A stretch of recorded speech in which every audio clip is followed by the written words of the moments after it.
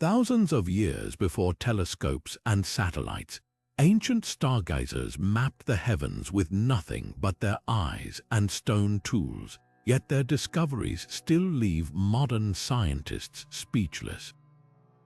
Picture this, a civilization so advanced, they predicted eclipses down to the hour without computers, tracked planets with naked eye precision that rivals modern calculations, and encoded celestial secrets into artifacts we're still struggling to decipher today. This isn't science fiction, it's the staggering reality of ancient astronomy. From a 2,000-year-old Greek device considered the world's first computer, to Mayan manuscripts predicting solar events centuries in advance, these mysteries defy everything we assume about the past. How did they achieve such accuracy? What forgotten knowledge vanished with them? And why do some of their celestial records still contain errors we can't explain? Buckle up, we're diving into 35 of history's most baffling astronomical puzzles, each one a time capsule of genius that reshapes our understanding of the ancient world. By the end, you'll never look at the night sky or human ingenuity the same way again. Now let's turn our attention to a discovery so extraordinary it shattered our assumptions about ancient technology, the Antikythera Mechanism. Found in a shipwreck off the coast of Greece in 1901, this corroded bronze artifact was initially dismissed as just another relic. But decades later, when scientists finally peered inside, they were stunned. This wasn't just a piece of metal, it was a complex clockwork device packed with precisely interlocking gears, some as thin as a fingernail. Imagine a machine built over 2,000 years ago, capable of predicting solar eclipses, tracking the phases of the moon, and even forecasting the dates of Olympic Games. What makes the Antikythera mechanism truly mind-bending is its precision. Modern imaging techniques have revealed tiny inscriptions, a user manual etched in ancient Greek, that explain how to operate its dials and pointers. One dial tracked the Metonic cycle, a 19-year lunar calendar. Another predicted eclipses with eerie accuracy, even accounting for the slight wobble in the moon's orbit. This wasn't just a calendar or a toy. It was a sophisticated analog computer, rivaling the complexity of devices made more than 1,000 years later. Yet the biggest mystery isn't how it worked, but who built it and why their knowledge vanished. The leading theory points to the legendary inventor Archimedes or his followers in Syracuse, as ancient texts hint at similar devices described as spheres that replicate the heavens. But if the Greeks had this technology, why didn't it spread? Why was it lost for centuries, only to be rediscovered by accident in a shipwreck?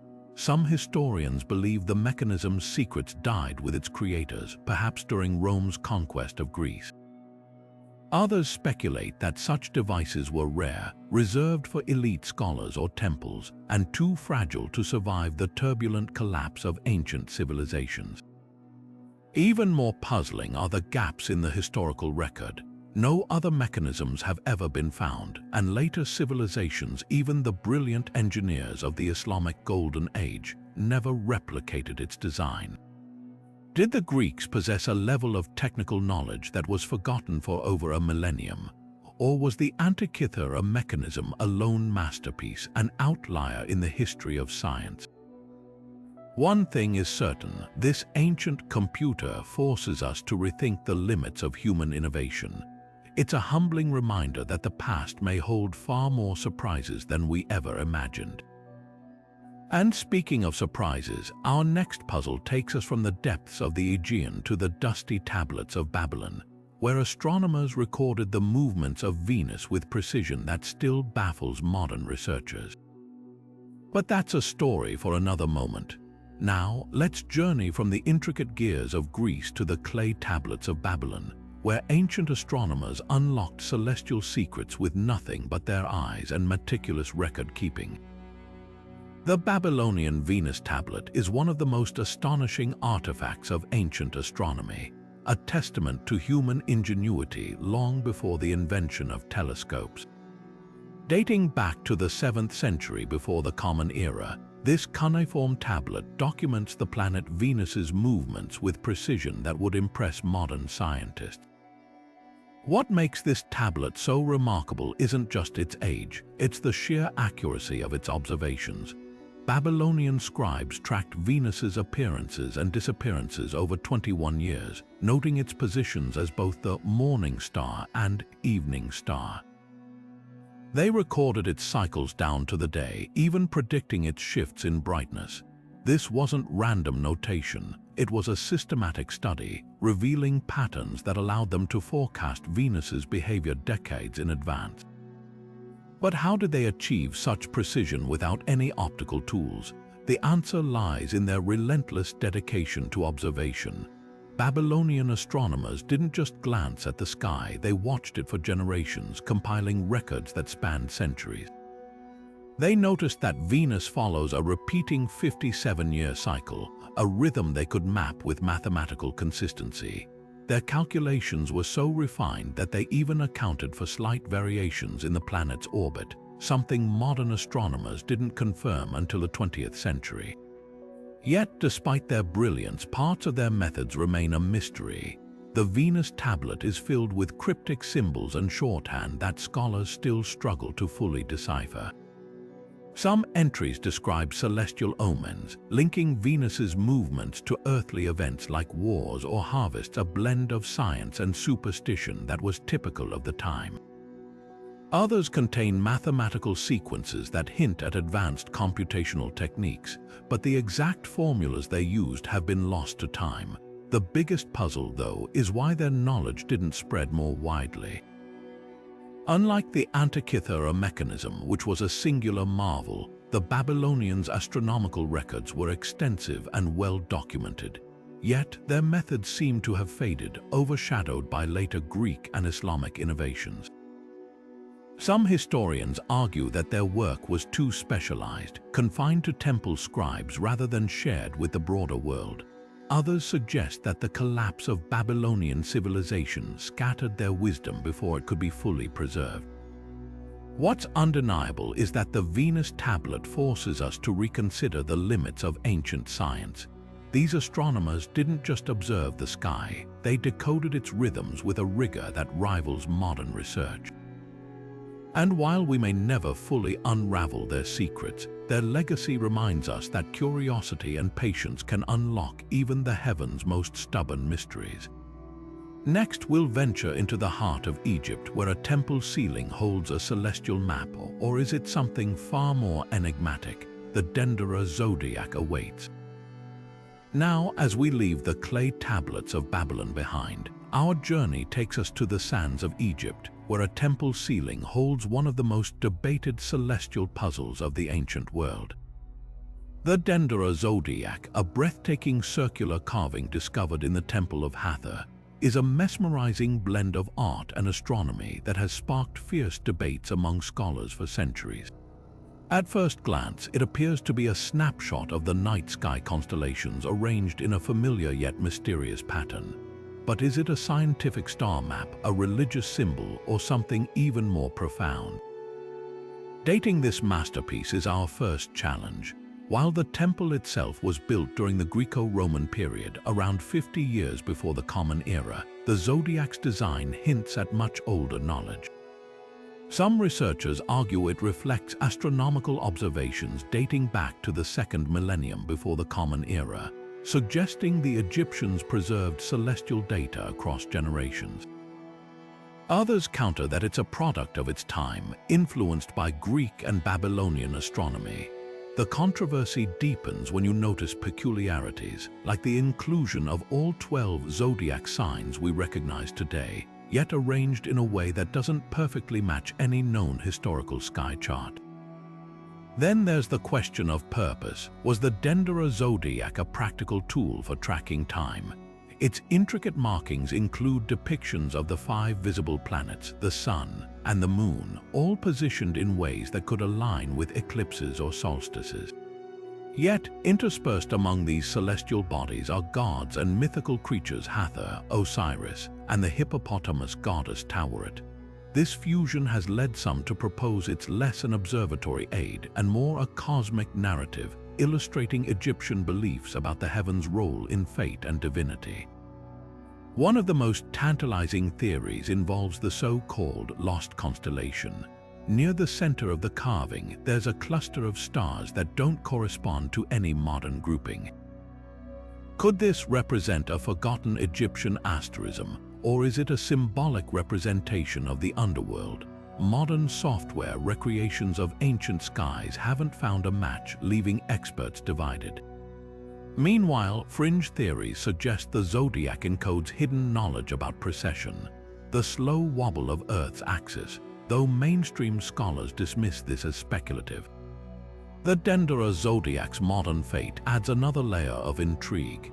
Napoleon's expedition to Egypt in the late 18th century was so captivated by it that they pried it from the ceiling and shipped it to Paris, where it now resides in the Louvre. This act of preservation or plunder, depending on who you ask, raises ethical questions, but it also allowed detailed study. High-resolution scans reveal faint chisel marks and corrections, suggesting multiple artisans worked on it, perhaps refining their understanding over time. What makes this artifact so compelling is its duality. It refuses to be easily categorized as either science or myth. The Egyptians saw no conflict between the two. Their astronomy was inseparable from their spirituality. The Dendera zodiac, then, might be the ultimate expression of this worldview, a map that guides not just through space but through the sacred. Next, we'll cross the ocean to the arid plains of Peru, where giant lines etched into the earth whisper of another ancient celestial connection. The Nazca Lines beckon. Now, shifting our gaze from Egypt's star-carved ceilings to the vast desert plains of Peru, we encounter one of archaeology's most enigmatic masterpieces, the Nazca Lines. Stretching across nearly 1,000 square kilometers of arid plateau, these colossal geoglyphs, etched into the earth between 500 years before the Common Era and 500 years into the Common Era, defy simple explanation. From towering spiders and hummingbirds to geometric spirals stretching hundreds of meters, these designs are only fully visible from the air, raising an immediate question: how and why did a culture without flight create such precise, sprawling artworks? The astronomy connection emerges when you examine their alignments. Some of the longest straight lines, like the one stretching nearly 50 kilometers across the desert, point directly to the spot on the horizon where the sun sets during the December solstice. Other shapes, like the famous Owlman figure, may mirror constellations significant to the Nazca people. Researchers using satellite imaging have found that certain clusters of lines align with the rising positions of stars like Orion and Pleiades during key agricultural dates. This has led many to argue the lines functioned as a giant celestial calendar, marking seasons for planting and harvesting in a region where water was scarce and timing was everything. But not all scholars are convinced. The sacred pathway theory suggests the lines were ritual walkways used in ceremonies to honor deities tied to water and fertility. Traces of offerings, shells, ceramics, and even mummified remains found along some lines support this idea. Meanwhile, the sheer variety of designs complicates any single interpretation. Why would a calendar need depictions of killer whales or monkeys, animals foreign to the desert? Some propose these represented mythological creatures or symbols of distant trade networks, hinting at a cultural tapestry far richer than pure astronomy. Then, of course, there's the extraterrestrial angle. The line's monumental scale and aerial precision have fueled speculation about ancient contact with advanced beings. But mainstream science dismisses this, pointing out that the Nazca could have used simple surveying tools like ropes and stakes, techniques demonstrated by modern recreations. The real mystery isn't how they did it, but why they invested such effort in designs they couldn't fully see. Perhaps the most compelling clue lies in the Nazca's environment. Living in one of the driest places on Earth, they depended on erratic underground rivers and fog for survival.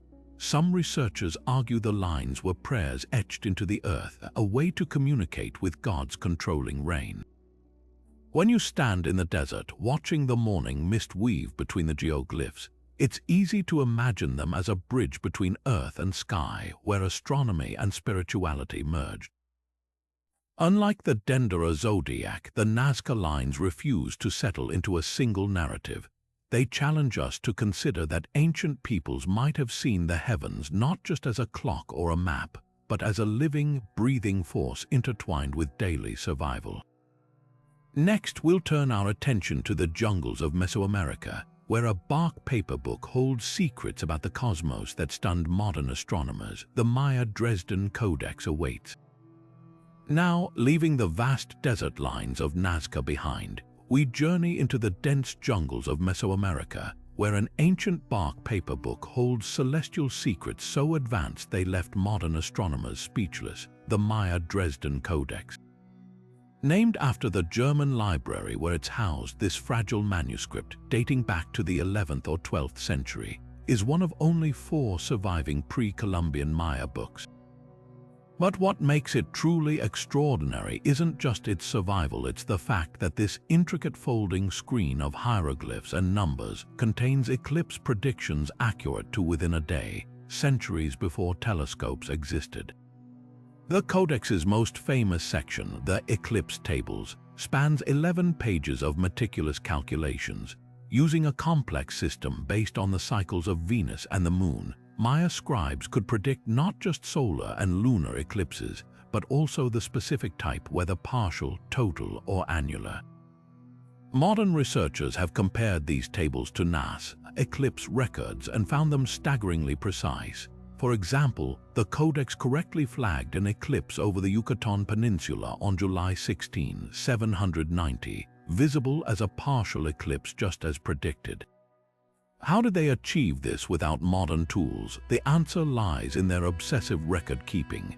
By tracking celestial events over generations, they identified patterns like the 6,585-day eclipse cycle, where eclipses repeat under similar conditions.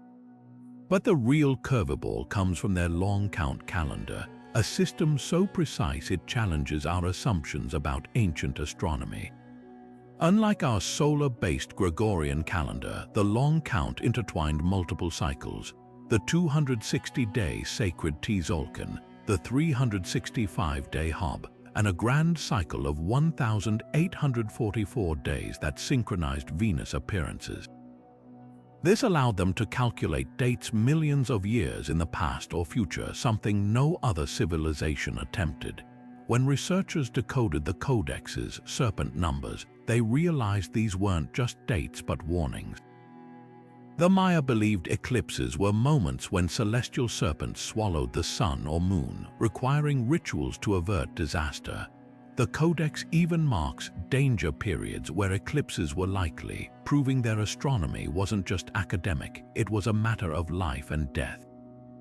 Critics once dismissed Maya astronomy as myth, but the Codex forced a reckoning. Their Venus tables, accurate to 2 hours over 500 years, suggest they corrected for the planet's irregular orbit, a feat requiring observations far beyond naked eye limits. Some scholars argue they used crossed sticks or water mirrors as primitive instruments, while others suspect lost tools or even collaboration with distant cultures. The Codex also hints at knowledge of Jupiter and Saturn's movements, though these sections remain only partially deciphered. What truly unsettles modern science is how the long count's mathematics diverge from ours in subtle ways. Their year wasn't 365.25 days like ours, but 365.242, a difference that seems tiny but adds up over millennia. This suggests they might have tracked time using a more accurate celestial benchmark, possibly a star we've overlooked. The Dresden Codex doesn't just record the sky, it reveals a civilization that saw time as a living, breathing entity intertwined with the cosmos. As we'll soon see, this world wasn't unique to the Maya. Ahead, we'll explore how megalithic builders in Europe wove similar celestial wisdom into stone. Now, as we cross the Atlantic and step into the misty landscapes of ancient Europe, we encounter two monumental structures that have puzzled scholars for centuries: Stonehenge and Newgrange. These megalithic marvels, built thousands of years apart, share a common thread: an uncanny precision in aligning with celestial events, raising questions about their true purpose. Were they sacred calendars, burial grounds, or sophisticated astronomical observatories? Let's begin with Stonehenge, the iconic stone circle standing on England's Salisbury Plain. Constructed in phases between 3000 and 1600 BC, its massive sarsen stones and smaller bluestones form a layout that mirrors key solar and lunar events. The most striking alignment occurs during the summer solstice, when the rising sun perfectly frames the heel stone, casting a beam of light through the monument's center. But it's not just the sun. The station stones, four smaller markers, align with the moon's extreme positions during its 18.6-year cycle, known as the lunar standstill. This dual focus on solar and lunar cycles suggests Stonehenge's builders had an advanced understanding of celestial mechanics. Some researchers argue it functioned as a colossal calendar, marking seasonal changes crucial for agriculture. Others propose it was a sacred space for rituals, where the interplay of light and shadow held spiritual significance. Then there's Newgrange, Ireland's Neolithic masterpiece, predating Stonehenge by about 600 years. This massive circular mound, adorned with intricate spiral carvings, hides a narrow passage leading to a central chamber.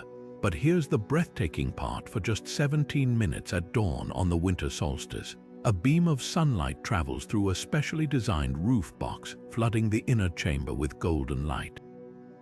This phenomenon isn't accidental. The passage alignment is precise to within a single degree.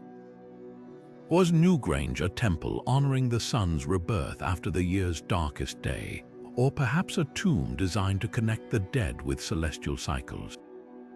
The discovery of human remains inside suggests a funerary role, but the solstice alignment hints at something grander: an astronomical monument intertwined with beliefs about life, death, and renewal. Contrasting these sites reveals fascinating differences. Stonehenge's open-air design emphasizes communal gatherings, while Newgrange's enclosed chamber creates an intimate, almost mystical experience.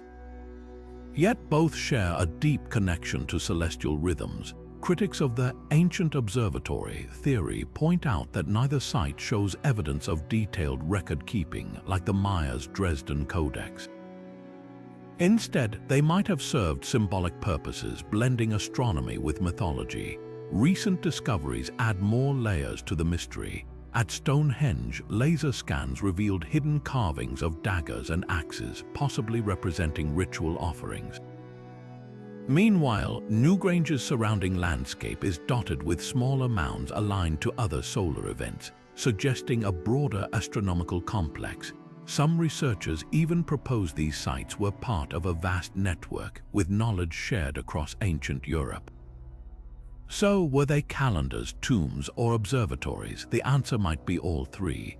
These structures reflect a worldview where astronomy, spirituality, and daily life were inseparable. As we'll see next, this cosmic perspective wasn't unique to Europe. It echoes in the star maps of indigenous cultures across the globe. Stepping from the silent stones of Europe to the glittering skies of the ancient Near East, we find one of history's most debated celestial puzzles, the Star of Bethlehem. This enigmatic light, described in the Gospel of Matthew as guiding the Magi to the birthplace of Jesus, has sparked centuries of astronomical detective work. Was it a miraculous sign, or can science explain it? Let's sift through the theories. One leading hypothesis points to a supernova, a brilliant stellar explosion. Chinese astronomers documented a guest star around 4 BC, matching the biblical timeline. This celestial flare, visible for weeks, could align with the Magi's account of a star lingering overhead. Yet skeptics note that supernovae lack precise directional movement, making them unlikely to lead travelers. Moreover, no known supernova remnant in the suggested time frame fits the Bethlehem narrative perfectly. Then there's the planetary conjunction theory. In 7b C, Jupiter and Saturn aligned 3 times in the constellation Pisces, a rare event with astrological significance. To ancient stargazers, Jupiter symbolized kingship, Saturn represented justice, and Pisces was tied to Judea. This cosmic trio might have signaled a divine monarch's birth. But critics argue conjunctions weren't unusual enough to trigger a cross-continental journey. The planets, though close, wouldn't merge into a single star as described. Comets with their dramatic tails offer another explanation. Halley's Comet appeared in 12b C, too early for Jesus' estimated birth, but another comet could have gone unrecorded. The problem: comets were often seen as omens of doom, not hope, in ancient cultures. Would the Magi interpret one as heralding a king? Astronomers also grapple with timing. Historical records place Herod the Great's death around 4b C, meaning Jesus was likely born earlier, yet the 7b C conjunction and 4b C supernova don't neatly overlap. The star might even be a literary device, blending astronomical events with theological symbolism.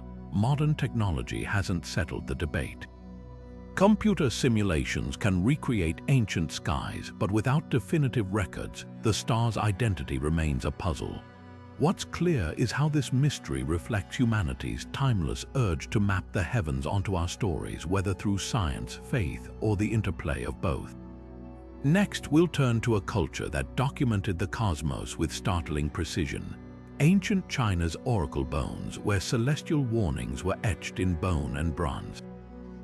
Leaving behind the celestial mystery of Bethlehem, we cross into the realm of ancient China, where the night sky was not just observed but etched into history literally.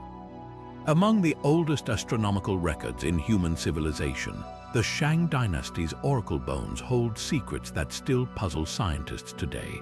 Imagine a time over 3,000 years ago when diviners carved questions about harvests, wars, and celestial omens onto ox bones and tortoise shells, then heated them until cracks formed, their interpretations guiding emperors. But beyond predicting earthly affairs, these bones captured something extraordinary: some of the earliest documented supernova. How did Shang astronomers detect these stellar explosions without telescopes? The answer lies in their meticulous sky-watching traditions. Unlike modern astronomers scanning for faint objects, the Shang focused on sudden, dramatic changes like a guest star blazing where none had been before. One bone fragment from around 1300 B.C. describes a bright new star near the constellation Scorpius. Modern calculations suggest this could correspond to a supernova whose remnant might still exist today. Yet here's the twist: when scientists search that patch of sky, no obvious stellar debris matches the description. This discrepancy fuels debate. Could the Shang have misrecorded the location? Unlikely. Their directional precision was remarkable, often noting celestial events relative to lunar phases or known stars. Another theory proposes that some guest stars weren't supernova at all but comets or meteors, fleeting phenomena easily confused in ancient texts. But the Shang distinguished between broom stars, comets, and fixed new stars, suggesting they knew the difference. Even more intriguing are the bones mentioning 5 colored clouds alongside celestial events. Some scholars argue these describe auroras caused by supernova radiation interacting with Earth's atmosphere, a phenomenon modern science only confirmed in the 21st century. If true, the Shang weren't just noting stars, they were documenting cosmic ripple effects invisible to the naked eye. Yet the greatest enigma remains: why do some recorded supernova leave no trace? One possibility is that these stars collapsed into black holes, leaving no visible remnants. Alternatively, the light from distant supernova might have reached Earth centuries later, skewing timelines. Or perhaps, as with the Star of Bethlehem, We're seeing the blend of observation and mythology where celestial events were framed as divine messages rather than purely scientific phenomena. What's undeniable is how these bones reveal a civilization deeply attuned to the cosmos, their questions to the heavens immortalized in cracks and characters. Next, we'll examine another lost wonder, the fabled planetarium of Archimedes, where ancient Greece's genius turned the motions of the cosmos into a mechanical marvel. Moving from the celestial observations of ancient China to the mechanical genius of the Greek world, we encounter one of history's most tantalizing lost marvels, the planetarium of Archimedes. Picture a device so advanced for its time that it could replicate the dance of the planets across the night sky, all powered by nothing more than gears, dials, and human ingenuity. While no physical remnants of this invention survive, ancient texts describe it in awe-struck detail, leaving us to piece together how such a feat of engineering was possible over 2,000 years ago. Cicero, the Roman philosopher, wrote of a bronze sphere built by Archimedes that mirrored the motions of the sun, moon, and 5 known planets, a miniature cosmos in the palm of your hand. Unlike static star maps, this device reportedly showed celestial bodies moving in real time, accounting for retrograde motion, eclipses, and even the phases of the moon. How did it work? Scholars theorize it employed a complex system of interlocking gears, similar to the Antikythera Mechanism, but on a grander scale. Some suggest it used a water clock or hand crank to drive the mechanism, while others propose weights and pulleys akin to medieval clock towers. The precision required to model irregular planetary orbits, like Mars' looping path, hints at a level of astronomical and mechanical knowledge that feels almost anachronistic. Yet the question remains, why has no intact example been found? The answer may lie in the fate of Archimedes himself, when the Romans sacked Syracuse in 212 B.C. The great mathematician was reportedly killed by a soldier despite orders to spare him. His workshop and inventions, likely including the planetarium, were looted or destroyed. Over centuries, bronze artifacts like these were melted down for weaponry or coinage, their intellectual value unrecognized. Even if fragments survived, their purpose might have been forgotten, dismissed as mere curiosities without the context of Archimedes' writings. Modern reconstructions, based on descriptions and the principles of the Antikythera Mechanism, reveal just how groundbreaking this device must have been. A working model would have required not only an understanding of planetary cycles, but also innovative solutions to translate celestial math into physical motion. For instance, to simulate Mercury's erratic orbit, Archimedes might have used a pin and slot mechanism, a clever workaround for the Greeks' lack of calculus or Newtonian physics. The loss of the planetarium speaks to a broader tragedy: how much ancient knowledge vanished in the flames of war or the passage of time. Had it survived, it might have accelerated humanity's grasp of the cosmos by centuries. Instead, we're left to wonder, was this the pinnacle of ancient astronomy, or just a glimpse of forgotten technologies that once bridged the gap between myth and science? Next, we'll uncover another artifact shrouded in mystery, the Baghdad Battery, and ask whether it too held a celestial secret. Now, let's shift our gaze from the gears of ancient Greece to a discovery that sparks a different kind of wonder, a small clay jar from Mesopotamia that might just rewrite what we know about early technology. Unearthed near Baghdad in the 1930s, this unassuming artifact, dubbed the Baghdad Battery, consists of a terracotta pot, a copper cylinder, and an iron rod, all traces pointing to a potential electrochemical device dating back to the Parthian era around 200 B.C. to 200 AD. At first glance, it looks like nothing more than an ancient storage vessel, but when replicas were filled with an acidic liquid like vinegar, they produced a measurable electric current. So what does this have to do with astronomy? That's where the mystery deepens. Some researchers speculate these batteries could have powered instruments used by ancient astronomers. Imagine a temple priest using an electrified needle to divine celestial omens or a primitive astrolabe illuminated for nighttime readings. The idea isn't as far-fetched as it sounds. We know the Parthians were skilled metalworkers, and their neighbors, the Babylonians, left detailed star records. Could there have been a crossover of technology and astronomy? Skeptics, however, point out that no wires or connected devices have ever been found alongside these jars, leaving their purpose wide open to interpretation. Alternative theories suggest the batteries had more mundane uses.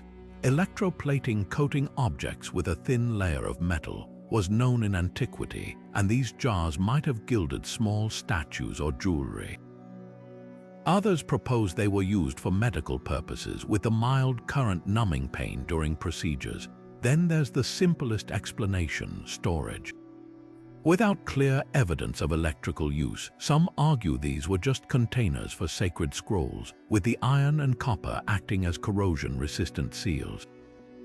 The debate hinges on a key question: if these were indeed batteries, why don't we find more of them, or tools they might have powered? The absence of a wider technological footprint suggests that, even if they generated electricity, their use was rare or symbolic. Yet the very existence of such artifacts hints at pockets of innovation that defy our assumptions about ancient capabilities. Like Archimedes' planetarium, the Baghdad battery forces us to reconsider how fragments of lost knowledge might have once fit into a larger, more sophisticated puzzle. As we ponder whether this was a tool for the stars or something entirely earthbound, one thing is certain: the past still holds surprises that challenge the boundaries of what we think is possible. Next, we'll journey to the southern skies, where Aboriginal Australians mapped the heavens not with instruments, but with stories unraveling the secrets of the songlines. Leaving behind the mystery of the Baghdad battery, let's travel to the vast starlit landscapes of Australia, where ancient astronomers charted the heavens in a way no civilization ever did, not with instruments but with stories. For tens of thousands of years, Aboriginal peoples have used songlines, intricate oral maps woven into music and lore, to navigate both land and sky. These aren't just myths, they're precise celestial guides passed down through generations with astonishing accuracy. Picture this: a desert at night where every star is a character in an epic tale. The Milky Way isn't just a band of light, it's the emu in the sky. It's dark dust clouds forming the creature's body, signaling when to gather eggs or when rivers will flow. Orion's belt: to some tribes, it's three brothers chasing a kangaroo, with the position of the stars marking seasons for hunting. These stories aren't random. They encode detailed astronomical knowledge, aligning with solstices, equinoxes, and even the movements of planets. What's truly remarkable is how these oral traditions match modern science. Researchers have found that songlines often correspond to star paths accurate within a few degrees, akin to ancient GPS. For example, the Yolngu people of Arnhem Land used the rising and setting of the constellation Scorpius to predict monsoon winds, a method still relied upon today. Meanwhile, the Borong of Victoria tracked the variable star Alpha Centauri, noting its brightness changes centuries before telescopes confirmed it was a binary system. But songlines are more than just practical tools. They're a bridge between Earth and sky, binding culture to cosmology. Each path is a living library containing lore, history, and ecology. To walk a songline is to reenact the journeys of ancestral beings who shaped the land and stars. This intertwining of knowledge and spirituality challenges Western divides between science and myth. Where we see constellations as static patterns, Aboriginal astronomers see dynamic narratives where celestial events, like eclipses or comets, are chapters in an ongoing story. Yet this wisdom is fragile. Colonization and modernization have disrupted the transmission of songlines, with some paths fading into silence. Efforts are now underway to preserve them, blending traditional knowledge with digital mapping. The lesson here is profound. Sometimes the most advanced astronomy isn't about lenses or equations. but about listening to the oldest voices under the stars. As we marvel at these star paths, let's turn next to another ancient wonder, the Vedic fire altars of India, where geometry and the cosmos intersect in sacred flames. Shifting our gaze from the oral traditions of Australia to the sacred rituals of ancient India, we uncover a puzzle where fire, geometry, and the heavens converge. The Vedic fire altars, built over 3,000 years ago, aren't just relics of religious ceremonies, they're precise astronomical instruments, encoded with mathematical secrets that mirror the cosmos itself. Imagine a civilization so attuned to the sky that they designed their altars as microcosms of the universe. The Shatapatha Brahmana, an ancient Hindu text, details how these altars were constructed to represent the year. Their bricks were laid in specific layers, 720 in one type, 360 in another, mirroring the days and nights of the solar year. But here's where it gets fascinating. The altars weren't just symbolic. Their shapes, often falcon-shaped or circular, aligned with celestial events. The falcon design, for instance, mirrored the constellation Aquila, while circular altars echoed the cyclical nature of time and seasons. The precision doesn't stop there. Vedic priests used these altars to track the movement of the sun and moon. By orienting the altars to the cardinal directions and observing shadows cast by flames during solstices, they could predict equinoxes with startling accuracy. Even more remarkable, the altar's dimensions encoded the Pythagorean theorem centuries before Pythagoras. The Bodhayana Sulba Sutra, a Vedic mathematical manual, spells out the relationship between a square's diagonal and its sides, proof that advanced geometry was alive in India long before the Greeks formalized it. What's truly mind-bending is how these constructions tied into larger cosmic ideas. The altars symbolized the sacrifice of Purusha, the primordial being whose body formed the universe. Building them was an act of recreating cosmic order brick by brick. The fire rituals, or yajnas, weren't just offerings to gods, they were attempts to harmonize human life with celestial rhythms. When priests chanted hymns while stacking bricks, they were essentially programming the altar to resonate with planetary cycles. Yet mysteries linger. How did the Vedic people achieve such exact measurements without modern tools? Some scholars suggest they used ropes and pegs, an ancient form of sacred geometry, while others speculate about lost astronomical instruments. And why did later altars abandon these precise alignments? Was it a shift in religious focus, or did the knowledge simply fade? As we marvel at this blend of math and mysticism, let's journey next to the heart of Bronze Age Europe, where a gleaming disk of gold and bronze holds clues to another celestial enigma, the Nebra Sky Disk. Now, let's turn our attention to a shimmering relic from the forests of Germany, where the Nebra Sky Disk offers a glimpse into the celestial obsessions of Bronze Age Europe. Unearthed by looters in 1999 near the town of Nebra, this bronze disk adorned with gold symbols is one of the oldest known depictions of the cosmos, dating back nearly 3,600 years. At first glance, it might seem like a simple decorative piece, but its intricate design tells a far more complex story. The disk's surface is a miniature sky map with gold inlays representing the sun, a crescent moon, and a cluster of stars believed to be the Pleiades. Between them, two golden arcs frame the horizon, while a third arc at the bottom, often interpreted as a solar boat, hints at mythological beliefs. What's striking is the precision of these symbols. The Pleiades cluster appears exactly where it would in the spring sky, suggesting the disk wasn't just art but a functional tool.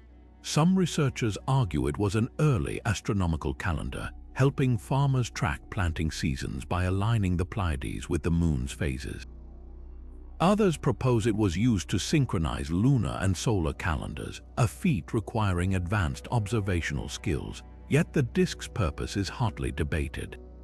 Could it have been a ritual object wielded by priests to predict eclipses or mark sacred festivals? The inclusion of the solar boat, a motif linked to afterlife journeys in many ancient cultures, leans toward a ceremonial role. But here's the twist: the disk was found buried with swords and axes, not typical grave goods for astronomers.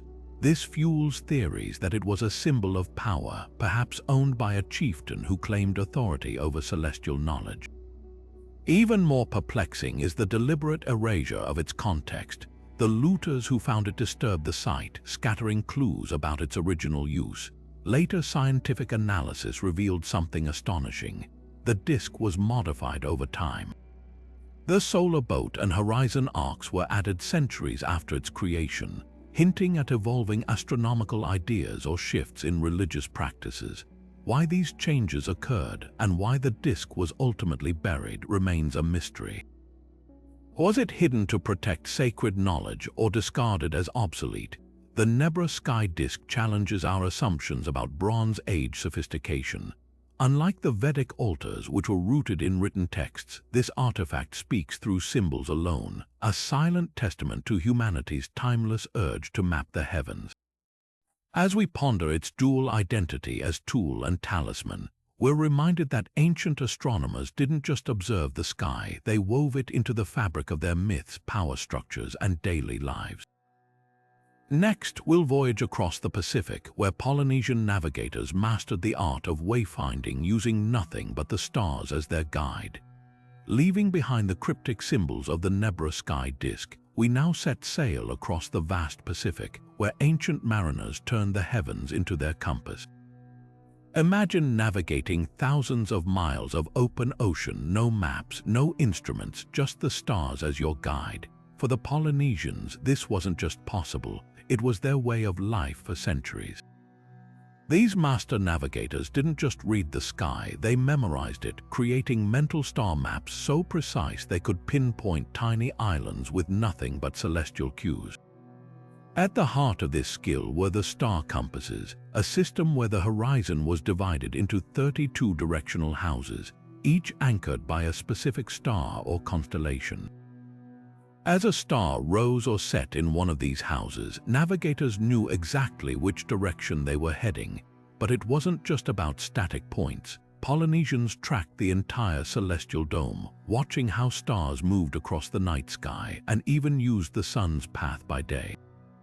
They memorized hundreds of stars, knowing that if one dipped too low, another would take its place to keep them on course. What's truly astonishing is how they layered this knowledge with environmental clues. Waves, winds, even the flight patterns of birds became part of their navigation toolkit. For example, certain seabirds would only fly out to sea at dawn and return at dusk, signaling land was near. Swell patterns could indicate distant islands long before they were visible. This wasn't just science, it was an intimate dialogue with nature, refined over generations. Yet this brilliance nearly vanished. With the arrival of European explorers and their magnetic compasses in the 18th century, traditional wayfinding was dismissed as primitive. Colonization and forced cultural assimilation eroded these practices, and by the 20th century, only a handful of elders retained the knowledge. The turning point came in the 1970s, when the Hawaiian voyaging canoe Hokulea embarked on a groundbreaking journey from Hawaii to Tahiti using only ancient navigation methods. Guided by master navigator Maupiailug, who grew up learning these techniques in Micronesia, the voyage proved Polynesian star compasses weren't just folklore, they were a sophisticated, reliable system. Today, there's a resurgence of interest in these techniques, with schools across the Pacific teaching star navigation to new generations. But the loss of so much knowledge raises haunting questions. How many other star paths or environmental cues have been forgotten? And what might modern science still learn from these ancient seafarers who viewed the ocean not as a barrier but as a highway lit by the stars? As we marvel at their achievements, we're reminded that the Polynesians' greatest tool wasn't just their intellect, it was their profound connection to the world around them. Next, we'll journey to Mesoamerica, where the Toltecs turned pyramids into celestial timekeepers, crafting light shows that still dazzle today. Stepping from the vast Pacific into the heart of Mesoamerica, we encounter a breathtaking blend of architecture and astronomy, the Toltec celestial serpent. Picture this: as the sun dips toward the horizon during the spring or autumn equinox, shadows slither down the steps of the Pyramid of Kukulkan at Chichen Itza, forming the undulating body of a feathered serpent. This mesmerizing light show wasn't just artistic brilliance, it was a precise astronomical calendar carved in stone, revealing how deeply the Toltecs understood the cosmos. The precision behind this phenomenon is staggering. The pyramid's 4 staircases each have 91 steps, totaling 364 when combined with the shared platform at the top. Add the platform itself and you get 365, a perfect solar year. But the true marvel lies in the equinox alignment. The pyramid's corners are angled so that as the sun sets, triangular shadows create the illusion of a serpent descending to Earth. This happens only on the equinoxes, when day and night are perfectly balanced. The Toltecs didn't just observe this celestial event, they engineered a monument to celebrate it, embedding their knowledge of the solar cycle into every stone. How did they achieve such accuracy without modern tools? Archaeologists believe they used a combination of gnomon shadows, simple sticks that track the sun's movement, and painstaking long-term observations. By marking the sun's positions at sunrise and sunset over years, they could pinpoint the equinoxes to align the pyramid. Some researchers speculate they even used reflective pools of water as primitive mirrors to study the sun's path. Yet the real mystery isn't just the method, but the purpose. Was this a religious spectacle to honor Kukulkan, their feathered serpent deity, a farming calendar signaling the time to plant or harvest? Or perhaps a grand celestial clock proving their rulers held divine control over time itself? What's equally fascinating is how this knowledge spread. The serpent motif appears in other Mesoamerican sites, like Teotihuacan's Temple of Quetzalcoatl, suggesting a shared astronomical tradition across cultures. But Chichen Itza's display remains unmatched in its theatrical precision. Modern attempts to replicate the effect with 3D modeling reveal tiny adjustments in the pyramid's angles, proof that the builders accounted for optical illusions and perspective, something we'd associate with advanced engineering today. Yet gaps remain. Why did later Maya builders who occupied Chichen Itza after the Toltecs retain this design? Did they inherit the knowledge or rediscover it? And how many other pyramids might hold hidden alignments we've yet to uncover? As the shadows of the serpent continue to draw crowds every equinox, we're left to wonder. What other celestial secrets lie buried in the stones of Mesoamerica, waiting for the right light to reveal them? Turning our gaze from these solar spectacles, we next uncover how the Inca transformed their capital into a living celestial map, where stones and water channels whispered the movements of the stars. Leaving the serpentine shadows of Mesoamerica behind, we journey to the heights of the Andes, where the Inca wove their own celestial magic into the very fabric of their capital. Picture Cusco not just as a city, but as a sprawling astronomical instrument, a place where sacred stones, springs, and pathways mapped the heavens with silent precision. Unlike the towering pyramids of the Toltecs, the Incas' genius lay in subtlety. They transformed their urban landscape into a living observatory, aligning it with the cosmos through a network called the SEC system. At first glance, these SEC's radiating lines stretching from Cusco's Grand Temple of the Sun seem like simple pilgrimage routes, but look closer. Each of the 41 lines corresponded to specific celestial events, from solstices to the rising of the Pleiades, a star cluster critical to their agricultural calendar. Along these paths, they placed Huaca's sacred markers that could be anything from a carved boulder to a natural spring. These weren't random shrines. They functioned like celestial waypoints, helping priests track time by noting which Huacas aligned with the moon, sun, or stars at key moments of the year. The sheer scale of this system is humbling. Imagine maintaining an astronomical calendar across hundreds of miles without written records. The Inca achieved this through oral traditions and a tactile language of knots called quippers, which some scholars believe encoded astronomical data. But the real marvel was their use of natural landmarks. A spring might mark the December solstice sunrise, while a peculiar rock formation signaled the August zenith passage of the sun, a day when shadows vanish at noon, a phenomenon unique to equatorial latitudes. How did they design such a system without modern tools? The answer lies in generations of observation. Inca astronomers, likely a class of priest scholars, would have spent lifetimes memorizing the sky's rhythms, passing knowledge through songs and rituals. They also exploited Cusco's geography. The city sits in a valley flanked by sacred peaks, which acted as natural sightlines for tracking celestial movements. For example, the June solstice sunrise aligns perfectly with Mount Orsangate, a snow-capped giant considered a living deity. By anchoring their astronomy to immutable landscape features, they created a calendar immune to the ravages of time. Yet mysteries linger. Why did certain sects align with stars rather than solar events? Some researchers suggest these link to the Incas' belief in celestial realms, where the Milky Way was a cosmic river guiding spirits. Others propose practical uses like scheduling crop rotations or religious festivals.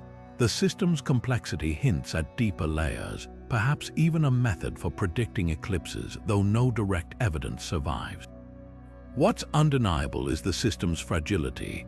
Unlike stone pyramids, the sects relied on oral knowledge obliterated by Spanish conquest. Today, only fragments remain, painstakingly reconstructed by archaeologists. But walking Cusco's streets, you can still sense the genius beneath the cobblestones, a reminder that the Inca didn't just watch the stars, they built a city that danced with them. As we ponder these earthly echoes of the cosmos, our next puzzle takes us across the Atlantic, where an ancient Greek riddle about the night sky foreshadowed one of modern astronomy's greatest revelations.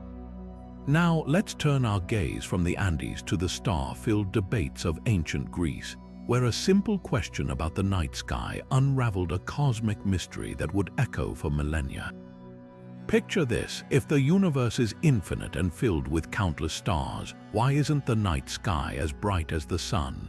This is the essence of Olbers' paradox, a puzzle first pondered by Greek astronomers but named centuries later after the German astronomer Heinrich Olbers, who revisited it in the 1800s. At its heart, this riddle challenges our very understanding of the cosmos. The Greeks, with their keen observational skills, noticed something peculiar. If the universe stretched endlessly in all directions, every line of sight should eventually land on a star, bathing the night in perpetual starlight. Yet the sky remains dark, sprinkled with pinpricks of light. This contradiction baffled thinkers from Kepler to Halley, who proposed solutions like interstellar dust blocking starlight, though later calculations showed dust would eventually heat up and glow itself. The real answer wouldn't emerge until the 20th century, when modern cosmology revealed a universe far stranger than the Greeks imagined. Here's why their paradox was so prescient. The darkness of the night sky is a clue to the universe's dynamic nature. Edwin Hubble's discovery of the expanding universe in the 1920s provided the missing piece. The light from distant stars stretches into longer, invisible wavelengths as space itself expands, a phenomenon called redshift. This means many stars' light never reaches us, and the energy density of the universe decreases over time. Add to this the finite age of the universe, around 13.8 billion years, and you realize we only see light from stars within our observable bubble. The rest is lost to the vastness of expanding space, but the Greeks couldn't have known this. Their tools were limited to naked eye observation and philosophical deduction. Yet, their willingness to ask such a foundational question laid the groundwork for modern astronomy. It's a testament to their intellectual daring that a paradox framed over 2,000 years ago would one day help prove the universe isn't static but growing, a revelation that reshaped our cosmic perspective. What's equally fascinating is how this ancient riddle intersects with cultural beliefs. Some Greek philosophers, like Aristarchus, speculated about a non-infinite universe, while others clung to geocentric models where celestial spheres govern the heavens. The paradox's persistence through the ages underscores how deeply humanity has wrestled with the cosmos's scale and structure. Today, Olbers' paradox isn't just a historical footnote. It's a cornerstone of cosmology, reminding us that sometimes the simplest questions, like why the night is dark, lead to the grandest discoveries. As we continue our journey through these astronomical enigmas, our next puzzle will take us to the American Southwest, where ancient petroglyphs may hold secrets about celestial events that once darkened the sky in a very different way. Shifting our focus from the infinite cosmos to the earthbound stones of the American Southwest, we arrive at Choco Canyon, where ancient Puebloan artists left behind a cryptic celestial code. Etched into the sandstone cliffs are petroglyphs, some depicting spirals, others showing stark, dagger-like shapes piercing circles. To the untrained eye, they might seem like abstract art, but to archaeologists and astronomers, these carvings could be meticulous records of solar eclipses, capturing moments when the moon blotted out the sun in dramatic fashion. The debate centers around one particularly striking petroglyph known as the Sun Dagger. Atop Fajoda Butte, a set of spiral carvings interacts with sunlight in a breathtaking way. During the summer solstice, a blade of light perfectly bisects the largest spiral, and at the winter solstice, two daggers of light frame it. But most intriguingly, during a solar eclipse, the patterns suggest the carving's shadows morph to mimic the moon's passage across the sun. Was this an intentional celestial calendar or a sacred symbol repurposed by later cultures? The precision is hard to dismiss. Supporters of the eclipse theory point to the Puebloans' advanced understanding of astronomy. Their great houses, like Pueblo Bonito, align with solar and lunar cycles, proving they tracked celestial events with remarkable accuracy. The petroglyphs' locations also matter. Many face east, where eclipses are most visible at sunrise. In one case, a carving of a circle with a jagged line matches descriptions of a total eclipse visible in the region in the year 1097. Could this be a first-hand account etched in stone? Yet skeptics argue the carvings might symbolize mythological cycles rather than literal eclipses. Puebloan oral traditions speak of the sun and moon as deities locked in an eternal dance, with eclipses representing cosmic battles. The dagger shapes could depict spiritual weapons, not astronomical phenomena. Without written records, it's impossible to know if these petroglyphs were scientific observations or sacred storytelling. Even the sun dagger's alignment might be coincidental. Erosion over centuries could have shifted the rock's position slightly, altering their original relationship to the sun. What's undeniable is the cultural weight these carvings carried. For the Puebloans, eclipses weren't just celestial events, they were omens, moments when the veil between worlds thinned.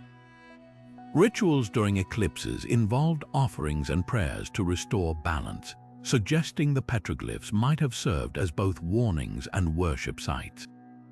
Modern Pueblo descendants, like the Hopi, still regard Choco symbols as part of their living traditions, blurring the line between astronomy and spirituality. As we ponder whether these stones are ancient almanacs or allegories, one truth emerges. The Puebloans' connection to the sky was profound, whether through science, faith, or both. Next, we'll journey to ancient China, where a star atlas known as the Book of Silk presents its own riddles. Some stars labeled there remain unidentified to this day, hinting at lost celestial knowledge. Leaving the sun-carved cliffs of Choco Canyon behind, we now turn our gaze to the quiet elegance of ancient China's celestial records, where ink and silk preserve mysteries just as tantalizing as stone. The Book of Silk, dating back to the Han Dynasty around the 2nd century before the Common Era, isn't just a star map, it's a window into how China's earliest astronomers saw the heavens. Delicately painted on silk, this atlas charts over 1,300 stars grouped into 284 constellations, many with names that evoke myths, omens, and imperial authority. But here's the puzzle: some of these stars don't align with any we recognize today. Were they errors, lost celestial bodies, or something far more symbolic? The precision of the Book of Silk is staggering for its time. Stars are plotted with clear differences in brightness, and the Milky Way arcs across the silk like a silvery river, a detail that matches modern charts. Yet scattered among these accurate placements are enigmatic entries. For instance, one constellation labeled the Celestial Judge's Seat clusters stars that modern astronomy can't locate.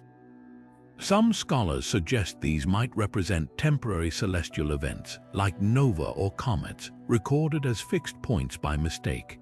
Others propose they were intentional markers for planets or asterisms tied to rituals. The debate deepens when we consider that Chinese astronomy wasn't just about observation, it was intertwined with astrology. Stars governed emperors' fates, predicted harvests, and warned of disasters. A missing star might not be a scientific error, but a symbolic placeholder for an omen too potent to ignore. Cultural context holds the key to many of these discrepancies. Unlike Western constellations that often depict myths, Chinese star groups were bureaucratic. The sky mirrored the imperial court, with constellations representing officials, palaces, and even prisons. The Market Tower constellation, for example, aligned with government-regulated trade seasons. If a star in this group vanished from later records, could it reflect a political shift rather than an astronomical change? Similarly, some unmatched stars might be intentional exclusions. Emperors occasionally banned references to inauspicious celestial patterns, erasing them from official documents. The Book of Silk, then, might preserve censored knowledge, a celestial descent hidden in plain sight. Even the atlas's physical form raises questions. Silk, a luxury material, hints this was no ordinary tool but a sacred or imperial object. Its survival is miraculous. Most Han-era texts perished over time. Yet fragility isn't the only reason so little of China's early astronomy reached the modern era. Later dynasties standardized star charts, discarding older variations. The Book of Silk's outliers might be remnants of a forgotten regional tradition, a provincial way of seeing the sky that clashed with centralized authority. What's undeniable is how much this fragile document challenges our assumptions. Modern astronomy often assumes ancient observers saw the same sky we do. But cultures didn't just map stars, they mapped meaning. The Book of Silk reminds us that the cosmos is as much a cultural canvas as a scientific one. As we continue our journey, we'll encounter another puzzle where perception and precision collide: the Greek paradox that asked why, in an infinite universe, the night sky isn't blindingly bright. A question that, centuries later, would reshape our understanding of the cosmos itself. Now, shifting our focus from celestial silk to the very shape of our world, we arrive at two groundbreaking Hellenistic puzzles that still echo through modern science. Picture this: over 2,000 years ago, Greek thinkers weren't just pondering the stars, they were reshaping humanity's understanding of Earth itself. Long before satellites or space travel, scholars like Pythagoras and Aristotle argued that our planet was a sphere, not a flat disk. Their evidence, simple observations anyone could make. Ships disappearing hull first over the horizon, the curved shadow Earth casts on the moon during eclipses, and the way stars shift positions when you travel north or south. These weren't abstract theories, they were conclusions drawn from everyday phenomena. Yet the real showstopper came with Eratosthenes, a librarian in Alexandria who cracked Earth's circumference with nothing but sunlight, a stick, and brilliant geometry. Here's how he did it. At noon on the summer solstice in Scene, modern-day Aswan, the sun shone directly overhead, lighting up the bottom of a well. But in Alexandria, 500 miles north, a vertical stick still cast a shadow. Eratosthenes measured that shadow's angle, about 7 degrees, and realized it represented the curvature between the two cities. Since 7 degrees is roughly 1/50th of a circle, multiplying the distance between Syene and Alexandria by 50 gave him Earth's circumference, approximately 25,000 miles. Astonishingly, his calculation was within 1% of today's measured value. What makes this even more remarkable is the contrast with persistent flat Earth myths today. Ancient Greeks didn't have our technology, yet their methods were transparent and reproducible. Eratosthenes' experiment could be and was repeated by others. Meanwhile, modern flat Earth claims often rely on dismissing evidence without offering testable alternatives. For instance, ancient Greeks noted that lunar eclipses always show a round shadow, but some flat Earth proponents argue this could be caused by a hypothetical shadow object, a concept with no observational basis. The irony: flat Earth models can't consistently explain time zones, seasons, or even basic star paths that spherical Earth theory resolved millennia ago. The legacy of these Greek breakthroughs isn't just about accuracy, it's about approach. They demonstrated how curiosity, observation, and logic could unveil universal truths without advanced tools. Eratosthenes didn't need funding or fancy instruments. He needed critical thinking and the willingness to trust his measurements. This ethos laid the groundwork for later astronomers from Ptolemy to Copernicus. And yet, the persistence of flat Earth ideas underscores a deeper puzzle. Why do some reject empirically tested knowledge for narratives with no explanatory power? Perhaps it's a reminder that scientific progress isn't just about discovery, it's about sustaining a culture that values evidence over dogma. As we continue, prepare to confront a celestial riddle that even the Greeks couldn't fully solve. If the universe is infinite, why doesn't the night sky glow with the light of countless stars? A question that would centuries later illuminate the very nature of the cosmos. Now, let's turn our gaze from the precise calculations of ancient Greece to a far more cryptic celestial puzzle etched into stone. High on the ceiling of Egypt's Dendera temple lies a mesmerizing artifact, the Dendera Zodiac, a sprawling star map that has baffled scholars for centuries. At first glance, it resembles a familiar zodiac with figures like Leo the lion and Taurus the bull. But look closer, and you'll spot something unsettling: strange symbols scattered among the constellations that don't correspond to any stars we recognize today. What are these enigmatic markings? Lost constellations forgotten by time, or something even more intriguing? The Dendera Zodiac isn't just a decorative piece. It's a snapshot of how ancient Egyptians saw the night sky around 50 BC. While many of its symbols align with Babylonian and Greek zodiacs, the outliers defy explanation. Take the peculiar cluster near Virgo, depicted as a trio of serpent-like figures with no modern counterpart. Some researchers suggest these could represent stars that have since gone supernova, fading from visibility over millennia. Others propose their symbolic representations of Egyptian deities, woven into the cosmic tapestry for ritual purposes. But here's the twist: a few of these unknown stars appear in positions where no known celestial object, past or present, should exist. One compelling theory points to observational errors. Without telescopes, ancient astronomers relied on naked eye sightings, which could easily mistake atmospheric phenomena like meteor trails or planetary conjunctions for fixed stars. Imagine a bright Jupiter passing near a star cluster. Might it have been recorded as a new celestial marker? Alternatively, the discrepancies could reflect deliberate mythological storytelling. The Egyptians often merged astronomy with theology, using the sky as a canvas for their myths. The unknown stars might symbolize events like the journey of the sun god Ros-Bark, a celestial narrative lost to us. Yet the most tantalizing possibility is that these markings preserve forgotten constellations.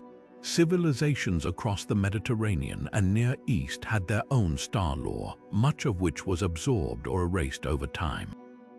Could Dendera's outliers be remnants of a Nubian or Libyan star tradition, later suppressed by dominant cultures? The temple's location near the Nile's strategic crossroads makes this plausible. Trade and conquest brought diverse astronomical knowledge to Egypt, some of which may have been preserved in this unique zodiac. What makes this puzzle endure isn't just the mystery of the symbols, it's the reminder of how fluid our cosmic maps really are.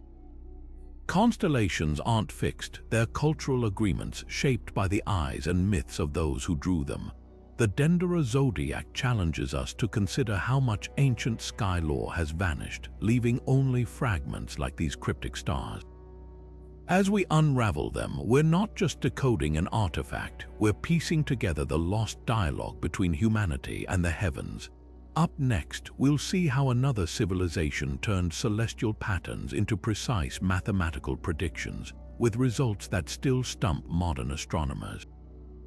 Now, shifting our focus from the cryptic constellations of Egypt to the precise celestial calculations of the Maya, we uncover another astonishing puzzle, one that reveals just how deeply this ancient civilization understood the cosmos. The Mayans didn't just observe the night sky, they mapped the movements of Venus with an accuracy that still leaves modern astronomers scratching their heads. At the heart of their astronomical prowess lies the ecliptic pathway, a system so sophisticated it predicted Venus' irregular cycles centuries before telescopes existed. For the Maya, Venus wasn't just a bright dot in the sky, it was a deity, a harbinger of war and fortune. Their Dresden Codex, one of the few surviving pre-Columbian manuscripts, contains detailed tables tracking Venus' appearances and disappearances over a span of 584 days, remarkably close to the planet's actual synodic period of 583.92 days. But here's where it gets puzzling. While their long-term predictions align with modern data, their calculations for specific years deviate in ways that defy straightforward explanation. Take, for instance, the year 835, where Mayan records suggest Venus was nearly a full day behind its expected position. Some scholars argue this discrepancy stems from observational limitations without optical tools. The Maya relied on the naked eye, which could mistake atmospheric haze or twilight glare for the planet's position. Others propose a more deliberate twist. The Maya might have adjusted their calendar ritually, aligning Venus cycles with sacred events or omens. Imagine a priest astronomer tweaking the numbers to signal an auspicious date for battle or harvest. But the most intriguing theory involves the Maya's unique mathematical approach. Unlike Western astronomers who prioritized linear time, the Maya viewed time as cyclical, interweaving celestial patterns with mythological narratives. Their Venus tables account for corrective intervals, periods where they seemingly reset their calculations to harmonize with larger cosmic cycles. This nonlinear thinking might explain why their math diverges in certain years. They weren't just tracking a planet, they were syncing it with a grander spiritual timetable. What makes this puzzle endure isn't just the accuracy of Mayan astronomy, it's the reminder that science and spirituality once walked hand in hand. The ecliptic pathway challenges us to reconsider how we define precision. For the Maya, precision wasn't merely about matching observational data, it was about weaving the cosmos into the fabric of daily life. As we decode their calculations, we're not just solving an astronomical riddle, we're glimpsing a worldview where the heavens and earth were inseparably linked. Next, we'll journey to the windswept moors of Scotland, where an ancient stone circle hides clues to another celestial mystery, one tied to the moon's long, silent dance across the sky. Leaving behind the dense jungles of Mesoamerica, we now find ourselves on the rugged shores of Scotland's Isle of Lewis, where the Callanish stones rise like silent sentinels against the misty horizon.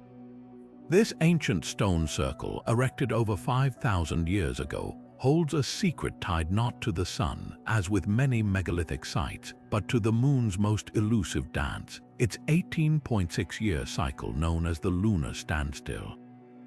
Unlike the predictable rhythms of the sun, the moon's movements are far more complex.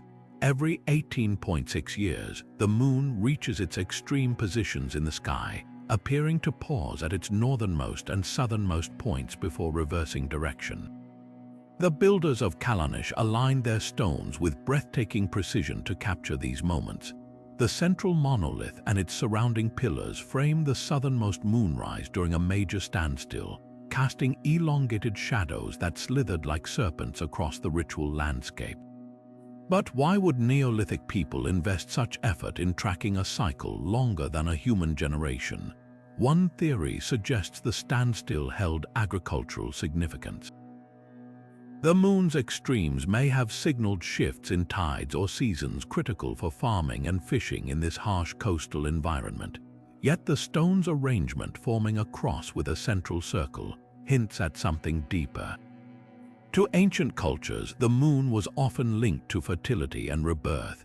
Some researchers propose that the standstill marked a sacred time for ceremonies, perhaps aligning with ancestral veneration or rites of passage. Imagine a community gathering under the low-hanging moon, its light filtering between the stones as shamans interpreted omens for the coming decades. The puzzle deepens when we compare Callanish to other lunar-aligned sites. While Stonehenge's builders also tracked the standstill, their focus was on the extreme moonrises. At Callanish, it's the moonset that takes center stage, a unique emphasis that raises questions about regional beliefs. Were the Scottish Islanders more preoccupied with endings than beginnings? Did they associate the setting moon with journeys to the afterlife? The stone's proximity to burial cairns supports this idea, suggesting the site was a bridge between the living and the dead. What makes Callanish extraordinary is its testament to long-term thinking. Tracking an 18.6-year cycle required meticulous record-keeping across generations, a feat that challenges our assumptions about primitive societies. Unlike the Mayas' written codices, the Callanish builders left no inscriptions. Their knowledge was likely oral, passed down through chants or stories.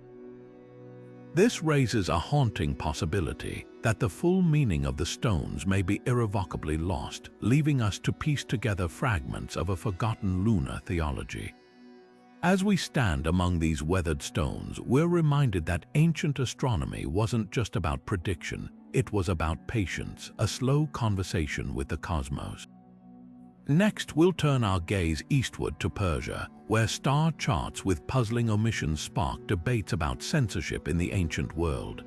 Stepping from the windswept stones of Scotland into the golden age of Islamic astronomy, we encounter another celestial mystery, one etched in brass and parchment.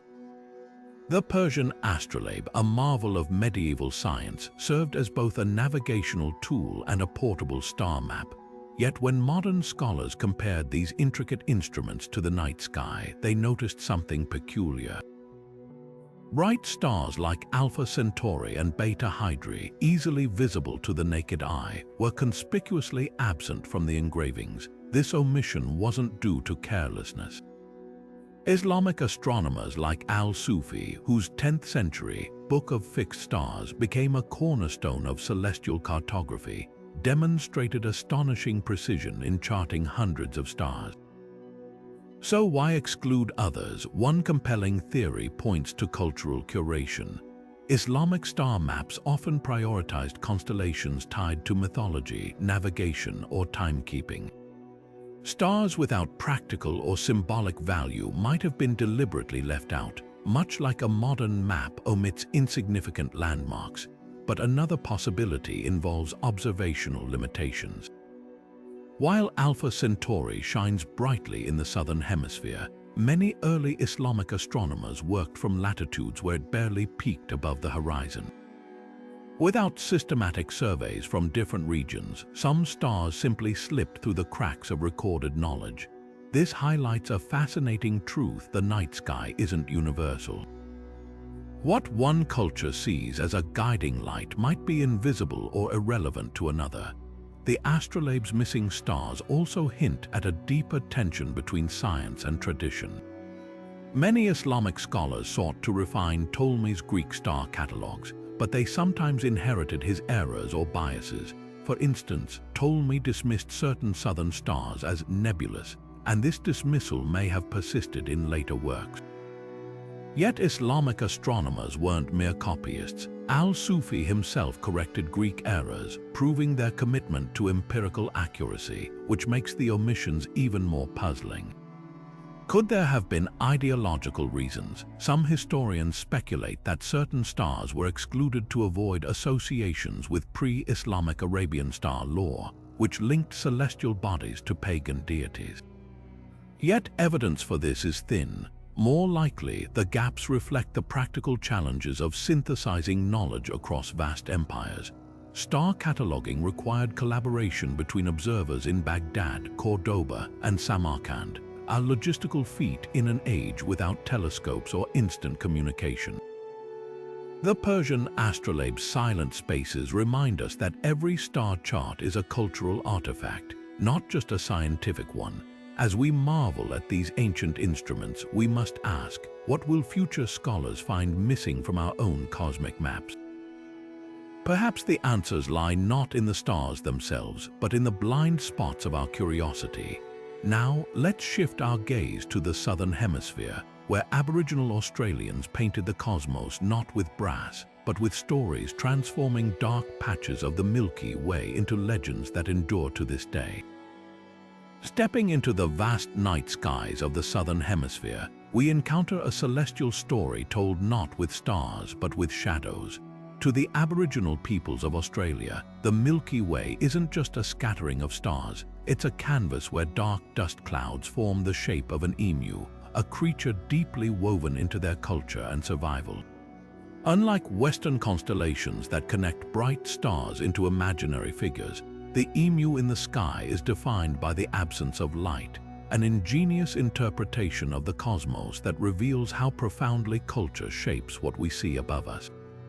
The emu's form stretches across the Milky Way, its head near the Southern Cross, its body arching toward Scorpius.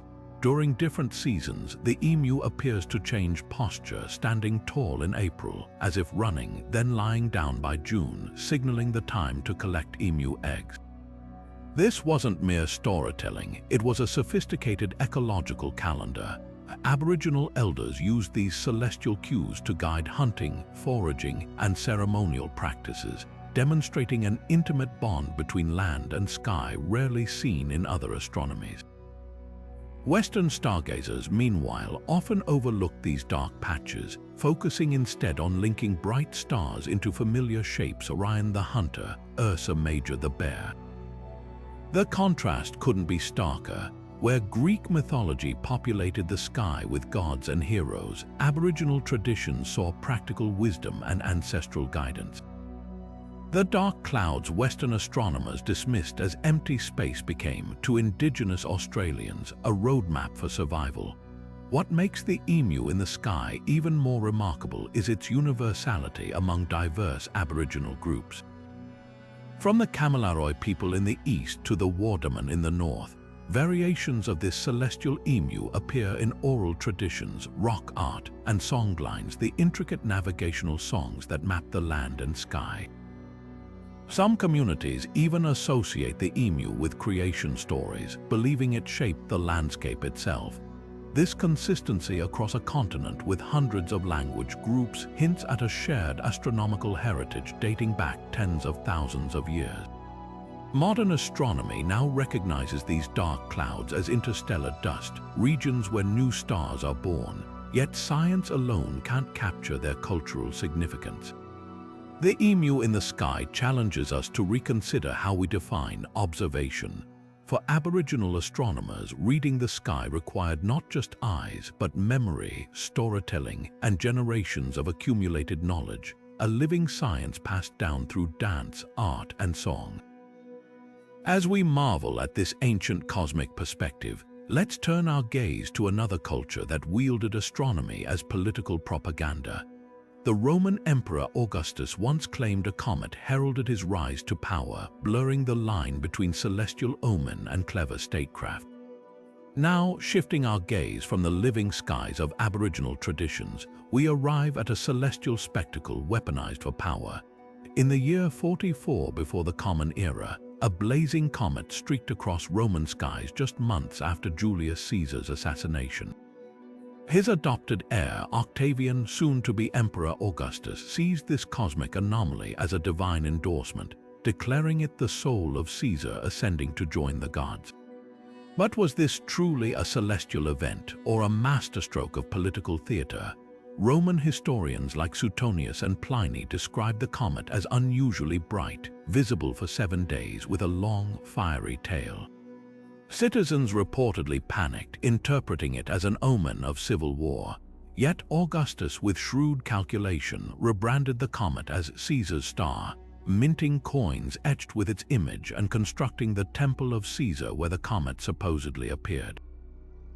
This wasn't just memorialization, it was a propaganda campaign that transformed celestial mechanics into imperial legitimacy. Modern astronomers remain divided.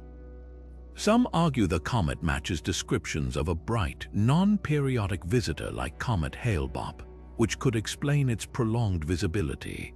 Others note that comets were often recorded during political upheavals in Roman chronicles, suggesting either heightened observation or embellishment. Tellingly, no independent accounts from Egypt or Mesopotamia mention the comet despite their detailed astronomical records. Could Augustus have exaggerated or even invented the phenomenon to cement his fragile rule? The timing raises suspicions. The comet appeared during the Ludi Victoriae Caesaris funeral games honoring Caesar, where Augustus conspicuously unveiled a bronze star atop Caesar's statue.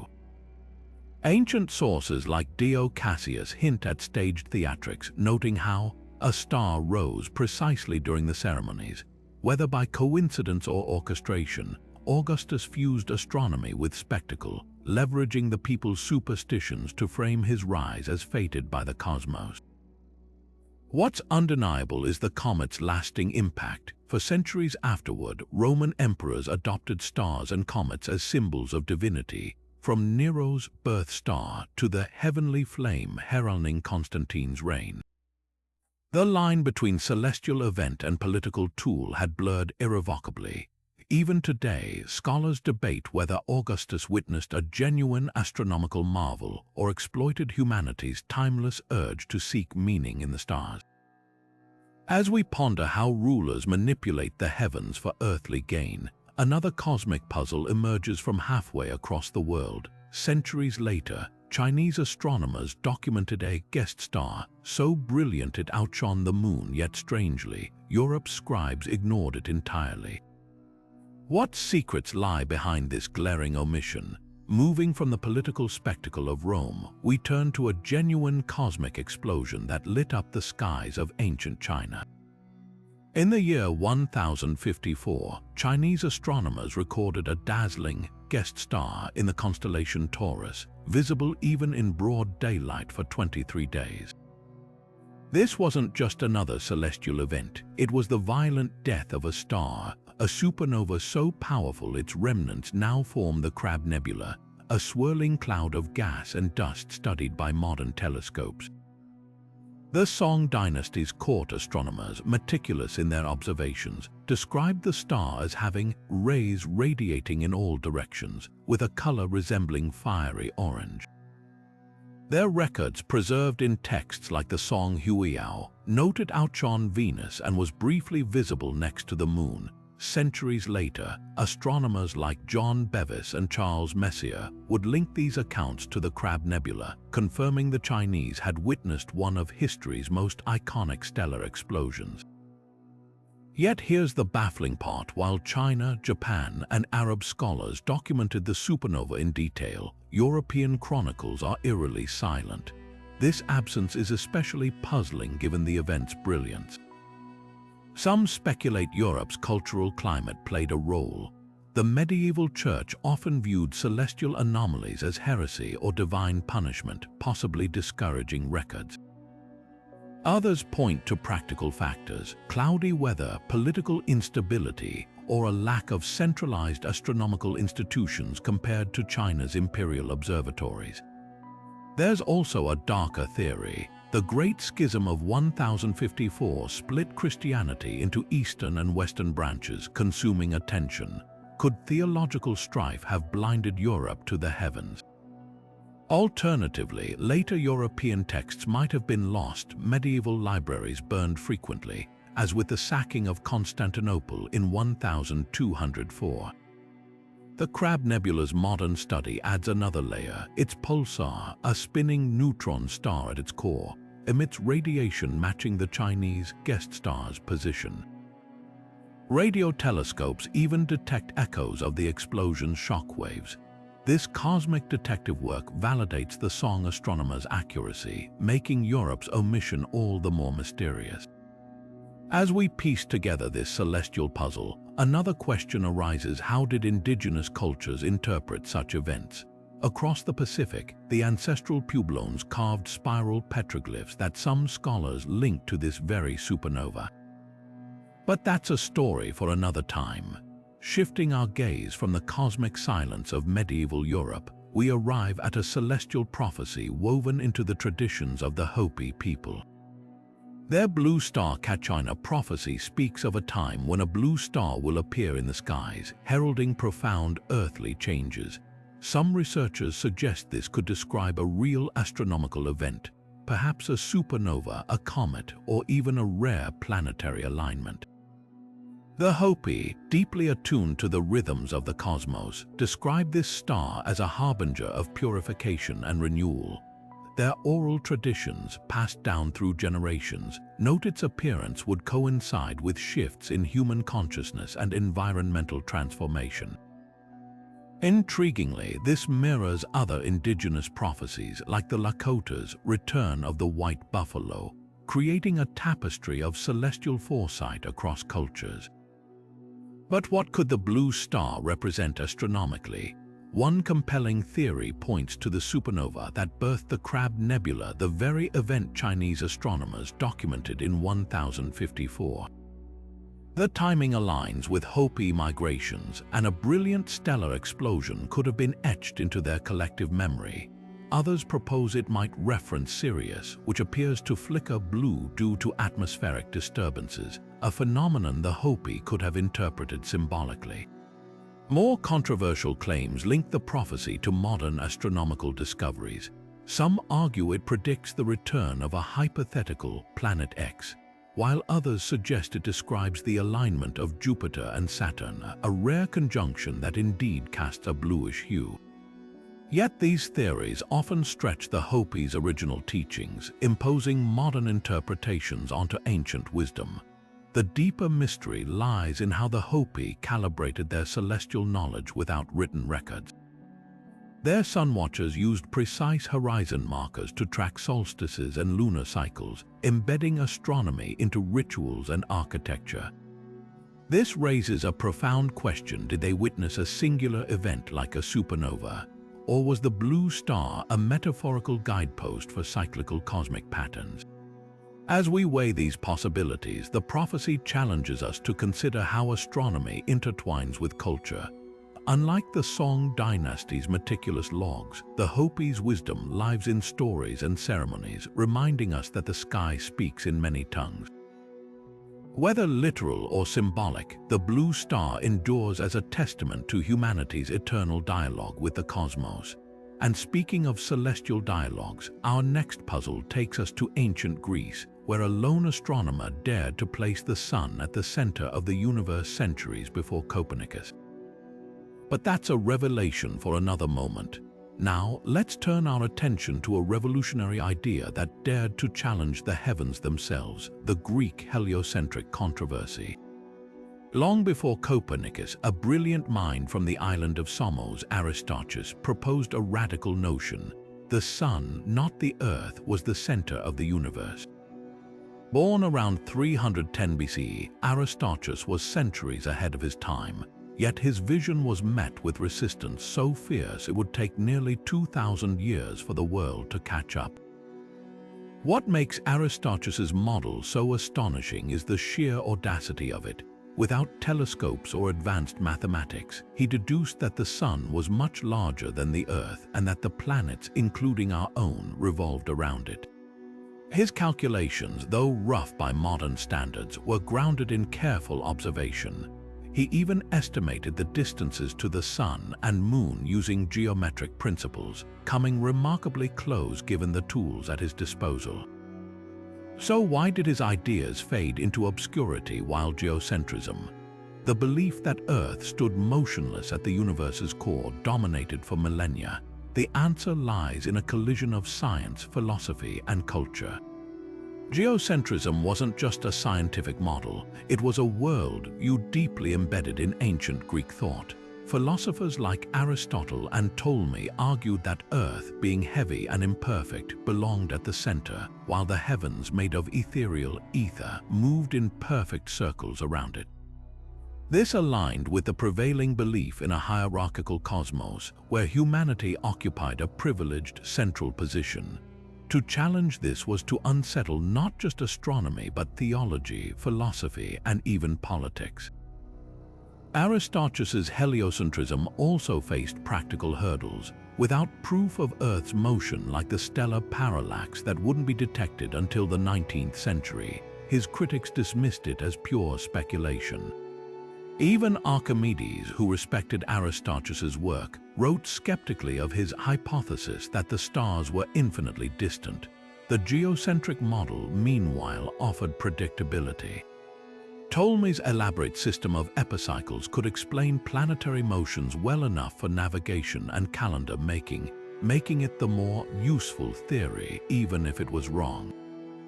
Yet the most fascinating twist is how close the ancient world came to embracing the truth.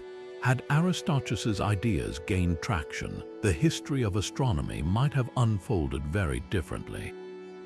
Instead, his work survived only as a footnote in Archimedes' writings, overshadowed by the weight of tradition.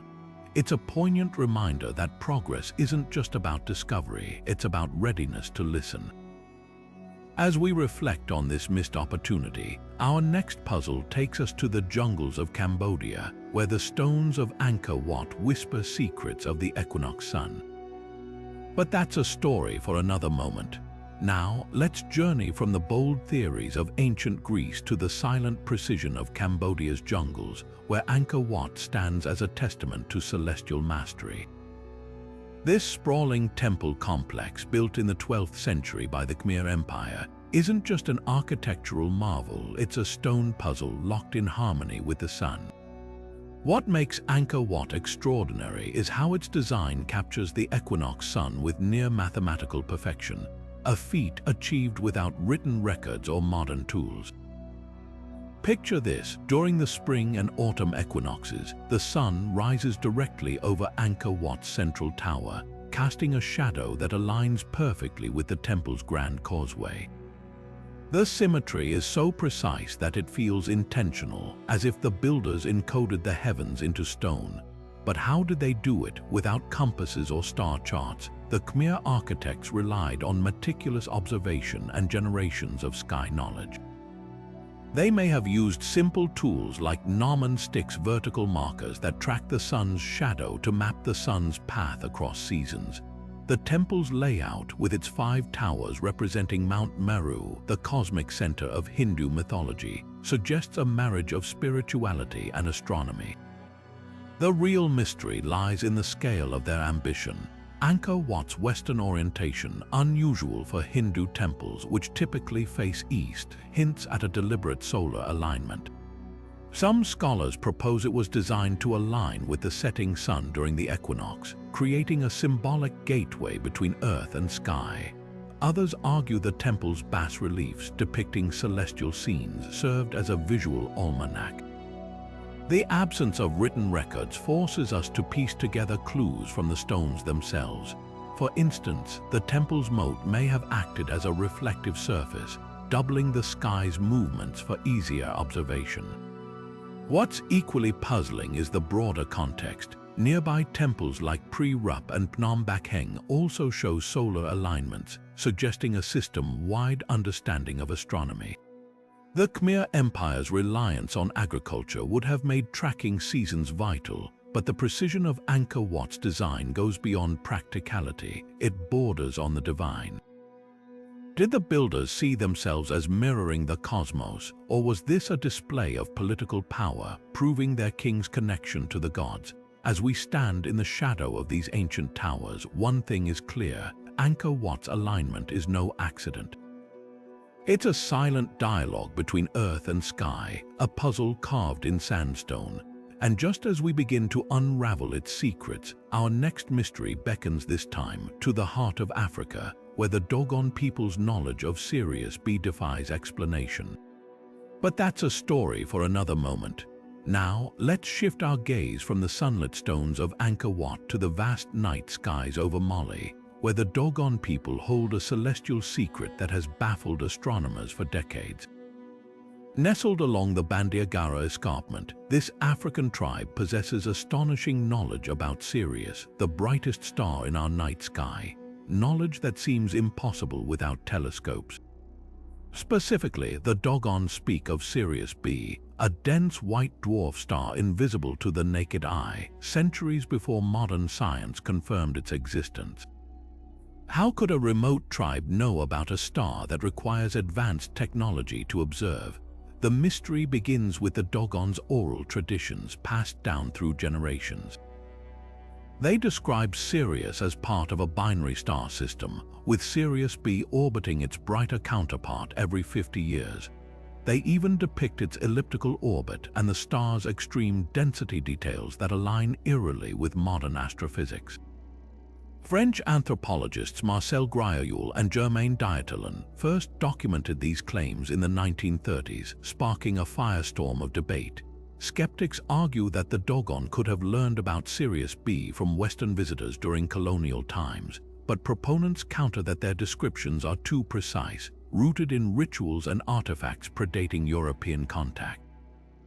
What makes this puzzle so compelling is the Dogon's symbolic art and rituals. Their ceremonial masks and sand diagrams mirror Sirius B's orbit, and their Sigwi festival, held every 60 years, aligns with the orbital period of Sirius B's companion star. Some researchers suggest the Dogon inherited this knowledge from an older, advanced civilization, perhaps even visitors from elsewhere in the cosmos. But before we leap to extraterrestrial explanations, let's consider earthly possibilities. Could the Dogon have developed their own sophisticated methods of observation? One theory points to the ancient Egyptians, who revered Sirius as the star of Isis.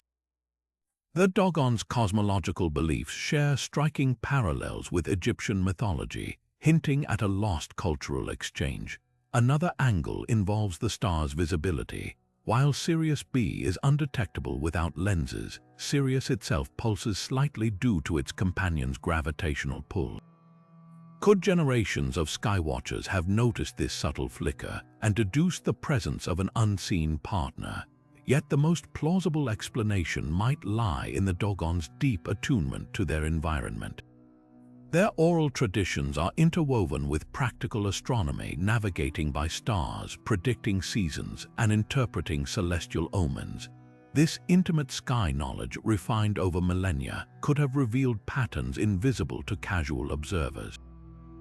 Whether through ancestral wisdom, cross-cultural exchange, or sheer ingenuity, the Dogon's understanding of Sirius B remains one of astronomy's most tantalizing enigmas. As we ponder the Dogon's celestial insights, our journey takes us next to the icy waters of the North Atlantic, where Viking navigators harnessed the sun's hidden light with a mysterious crystal. But that's a tale for another moment. Now, let's set sail from the starlit mysteries of the Dogon to the fog-shrouded voyages of the Vikings, where another celestial puzzle awaits. Imagine navigating the treacherous North Atlantic without a compass, under skies so overcast that even the sun's position is a mystery. Yet, Viking sagas speak of a magical tool, the solstein or sunstone, that guided their longships through the gloom. How did a simple crystal outwit the elements? The answer may lie in calcite, a mineral known for its unique optical properties. When light passes through calcite, it splits into two beams, a phenomenon called double refraction. By rotating a clear calcite crystal until these beams align in equal intensity, a navigator could pinpoint the sun's hidden position even through dense cloud cover. Modern experiments confirm this works with startling accuracy, matching Viking descriptions of steering when the sun was unseen. But did the Vikings truly use sunstones, or is this just poetic legend? The debate hinges on two key pieces of evidence. First, a calcite crystal was found aboard a 16th century English shipwreck, suggesting later European sailors adopted similar techniques. More tantalizing is a discovery in Iceland, a calcite fragment buried near a Viking Age farm, its edges worn smooth as if handled repeatedly. Skeptics argue this could be coincidence, but proponents note its proximity to known Viking trade routes. The sagas themselves offer cryptic clues. In Hrothulf's Thota, a hero navigates using a sunstone to find the sun behind clouds, while H. Raffin's saga describes a king consulting a glowing gem during a storm. These accounts, long dismissed as folklore, gain credibility when paired with archaeological finds.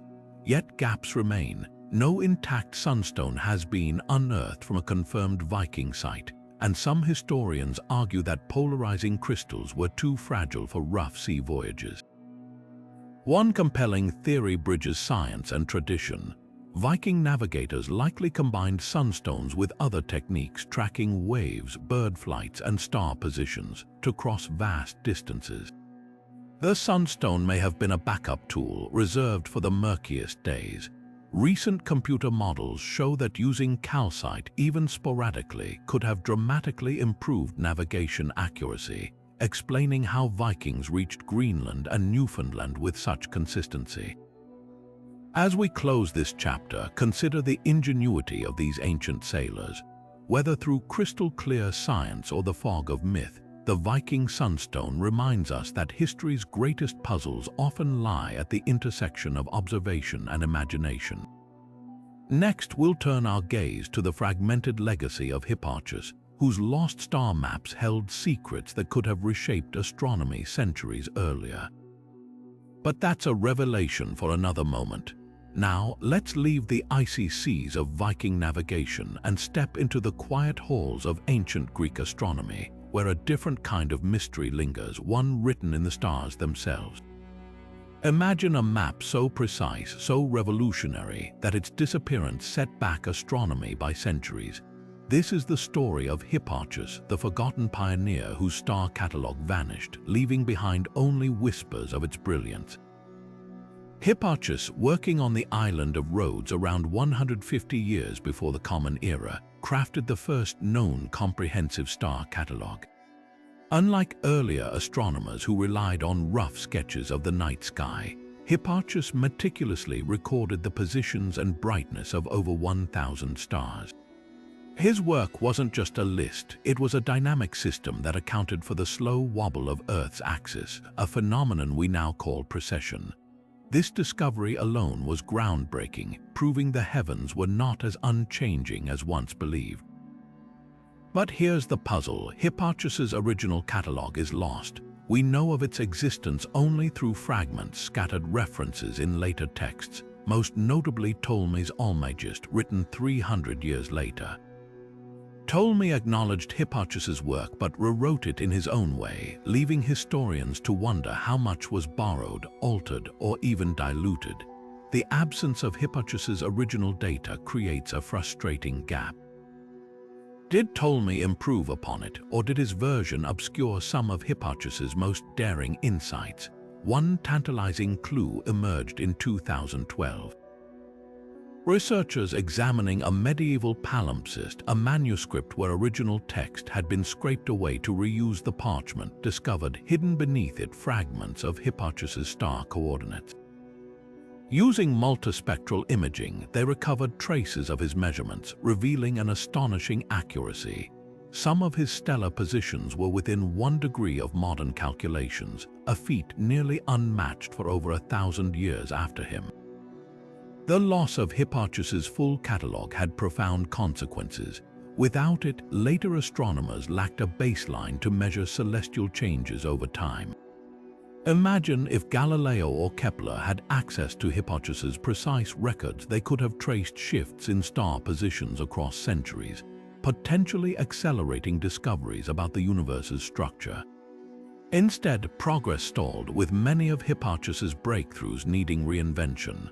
What makes this puzzle especially poignant is the question of why his work vanished. Was it the fragility of ancient manuscripts lost to fire or decay, or was it overshadowed by Ptolemy's more famous but possibly less accurate successor? Some scholars suggest Hipparchus's methods were too advanced for his time, dismissed until later astronomers recognized their value too late to salvage the originals. As we reflect on this missing masterpiece, consider how much of history's scientific legacy hinges on fragile threads. The story of Hipparchus isn't just about what was lost, it's a reminder of how much we still have to uncover. And with that, we'll turn our gaze to another enigma, where modern technology peels back the layers of an ancient device to reveal secrets once thought erased by time. Now, let's circle back to where our journey began, the Antikythera Mechanism, but this time we're peeling back even more layers of its mystery. Recent breakthroughs have cracked open hidden details about this ancient Greek marvel, particularly its eerie ability to predict eclipses with uncanny precision. When divers first pulled the Antikythera Mechanism from a shipwreck in 1901, it was a corroded lump of bronze and wood, but over the decades, painstaking analysis revealed it to be a complex astronomical calculator far ahead of its time. The device could track planetary movements, predict lunar phases, and even forecast eclipses, all with a system of interlocking gears. But the real shock came when researchers realized it wasn't just a tool for astronomers. It was a celestial oracle warning of eclipses decades in advance. The key to this lay in a small, previously overlooked dial on the mechanism's front face, the Eclipse Prediction dial. For years, its inscriptions were too faded to read. Then, in 2016, a team used cutting-edge X-ray imaging and polynomial texture mapping to scan the surface. What they found was astonishing: nearly invisible Greek letters and symbols etched over 2,000 years ago, detailing not just when eclipses would occur but their character. Words like blood and darkness hinted at the eclipse's appearance, while others noted associated weather patterns or even potential omens. This wasn't just science, it was a blend of astronomy, divination, and civic planning. Even more mind-bending, the mechanism's creators encoded a subtle pattern in the eclipse warnings. Eclipses weren't random, they followed a repeating cycle known as the Saros cycle, a period of roughly 18 years and 11 days. The Antikythera Mechanism's gears mirrored this cycle perfectly, allowing it to remember eclipses across centuries. But here's the twist: the inscriptions also marked certain eclipses as dangerous, likely tied to ancient beliefs that eclipses brought misfortune. Cities might postpone battles or coronations based on these predictions, making the mechanism as much a political tool as a scientific one. The real puzzle, though, is how the Greeks calculated this so precisely without telescopes or modern math. Some speculate they borrowed Babylonian eclipse records, adapting them into their gearwork. Others argue the mechanism's designers discovered the Saros cycle independently. Either way, the device's sophistication suggests a lost tradition of Greek engineering, one that vanished after the mechanism sank beneath the waves. What's haunting is how close we came to never knowing this. The inscriptions were nearly erased by time, and without modern imaging, their secrets would have stayed buried. It makes you wonder how many other ancient computers lie undiscovered, their wisdom still locked away. As we piece together the Antikythera Mechanism story, we're not just recovering technology, we're reclaiming a forgotten chapter of human ingenuity. And with that, we'll turn to another enigma where myth and astronomy collide in the shadows of a Mayan temple. Now, shifting our gaze from the Greek seas to the jungles of Mesoamerica, we uncover another civilization that wielded eclipse predictions like celestial weapons, the Maya. While the Antikythera Mechanism was a marvel of gears and bronze, the Maya crafted their astronomical wisdom into something equally sophisticated, though entirely different: the Dresden Codex. This fragile bark paper book, surviving centuries in European libraries, holds the key to understanding how the Maya transformed eclipses from terrifying omens into meticulously tracked events, complete with their own eerie danger periods. The Dresden Codex, dating back to the 11th or 12th century, isn't just a record of eclipses, it's a survival guide. One of its most striking pages, known as the Eclipse Table, spans 54 rows of hieroglyphs and numbers, outlining a precise 11,960-day cycle, roughly 33 years, that predicted lunar and solar eclipses. But here's where it gets chilling. The Maya didn't just note the dates, they marked specific intervals as Kolkuij danger days. These weren't arbitrary. Modern astronomers have confirmed that the Codex's danger periods align almost perfectly with actual eclipse windows, often within a day or two of the real event. How did they achieve this without telescopes? By obsessively tracking the moon's movements for generations, spotting patterns invisible to the casual observer. What's even more fascinating is the ritual weight behind these predictions. To the Maya, eclipses weren't mere celestial events, they were battles. The Codex depicts gods devouring the sun or moon, often with serpent imagery, reflecting their belief that eclipses signaled cosmic instability. During danger days, rulers might delay wars or marriages, while priests performed bloodletting rituals to feed the gods and restore balance. One particularly haunting section describes eclipses as the eating of the sun by the death god, suggesting these events were tied to prophecies of drought or warfare. The Codex even includes remedies like scattering red pigment to mimic blood, a symbolic plea to spare the world from chaos. But the real genius lies in the math. The Maya didn't just rely on the Saros cycle like the Greeks. They layered multiple cycles, including the Tzolk'in 260 days and Hob 365 days, to create a grid of intersecting dates. This let them cross-reference eclipses with sacred calendars, ensuring their predictions accounted for both astronomical and spiritual significance. For example, an eclipse falling on the day 4 Ahau was considered especially dire, linked to the downfall of kings. Modern software analyzing the Codex reveals their calculations were over 80% accurate, a staggering feat for naked-eye astronomers. Yet mysteries linger. Why did some eclipse warnings in the Codex skip expected events or flag false positives? Some scholars argue these weren't errors but deliberate omissions, perhaps eclipses obscured by clouds or ones deemed ritually irrelevant. Others suggest the Maya knew their system wasn't perfect and built in buffers, much like modern weather forecasts. Either way, the Codex reveals a society that didn't just fear eclipses, they systematized them, turning chaos into order. As we close this chapter, consider the paradox. The Dresden Codex, a fragile book nearly destroyed by humidity, outlasted the civilization that created it. Its pages whisper a lesson that ancient astronomers, whether Greek or Maya, didn't just observe the sky. They conversed with it, blending science and myth to navigate a world far more unpredictable than ours. And with that, we'll turn to a puzzle where stars and stones align in ways that still baffle us today. Now, as we bring our journey through these celestial enigmas to a close, let's pause to reflect on the astonishing legacy left by the astronomers of antiquity. From the intricate gears of the Antikythera Mechanism to the prophetic pages of the Dresden Codex, these 35 puzzles reveal a truth that still resonates today. Our ancestors were far more than stargazers. They were pioneers who mapped the heavens with nothing but intuition, patience, and sheer brilliance. What's truly humbling is how their discoveries continue to challenge our modern assumptions.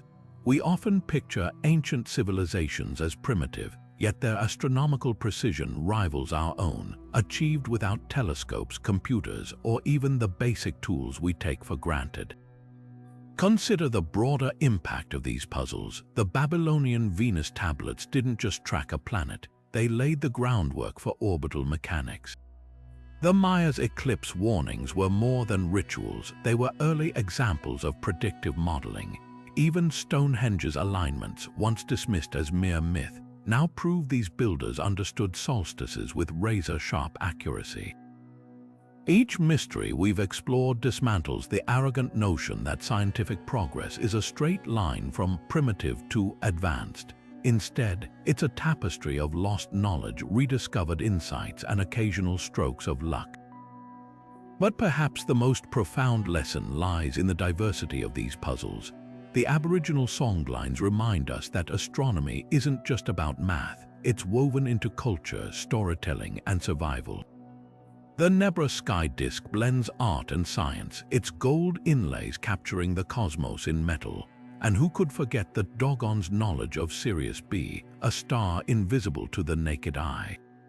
Whether these puzzles stem from observation, intuition, or something we've yet to understand, they force us to reconsider what knowledge really means. So, as we wrap up this celestial odyssey, I'd love to hear from you. Which of these 35 mysteries left you awestruck? Was it the cosmic battles of the Maya, the star compasses of Polynesian navigators, or the eerie precision of the Antikythera Mechanism?